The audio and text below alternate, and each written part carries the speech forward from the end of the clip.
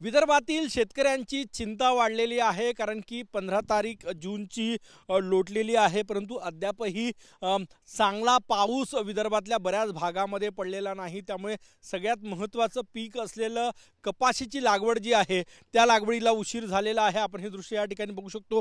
शेती तयार आहे, शेतकऱ्यांनी बियाणं खतं सगळं घेतलेलं आहे, परंतु पाऊसच पडलेला नाही। त्यामुळे कपाशीच्या पेरण्या ज्या आहेत त्या रखडलेल्या आहे आणि संपूर्ण विदर्भातल्या 11 जिल्ह्यांमध्ये कमी अधिक प्रमाणात ही स्थिती आहे। काही शेतकऱ्यांनी धूळ पेरणी करून ठेवलेली आहे, परंतु पाऊसच पडला नाही, त्यामुळे तेही उगवलेलं नाही आणि बरेच शेतकरी अजूनही पावसाच्या प्रतीक्षेत आहे आणि पाऊस नसल्यामुळे पेरण्या ज्या आहेत त्या रखडलेल्या आहे।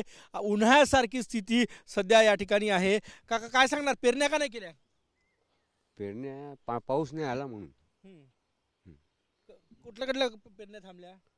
सगळीकडे थांबले। काय परिस्थिती आहे? हॅलो, मी पाऊस आहे का? पाऊस नाही सर, पाऊस तर नाही आहे सध्या। आता पेरणी आता आपण करतो म्हटलं तर पेरणीसाठी पाऊस नाही आहे, त्याच्या येणं ते थांबलेलं आहे। हो, तर जसा तिकडं आपल्याला बांबे उंबे इकडे पाणी पडत आहे, इकडे नाही आला ना सर। येतात थोडा थोडा येतात तर चालला जाते, त्याच्या येणं पेरणी थांबले आहे। कशाची पेरणी? कापसाची लागवड? कापसाची होतात, सोयाबीन होतात।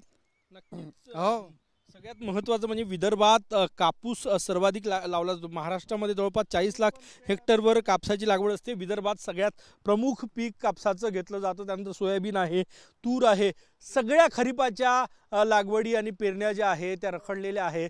शेतकऱ्यांच्या नजरा आकाशाकडे आहे की दमदार पाऊस पडेल आणि आपला बळीराजा पेरणीच्या कामाला लागेल। कॅमेरामॅन सचिन सयामसह गजानन उमाटे, TV9 मराठी, नागपूर।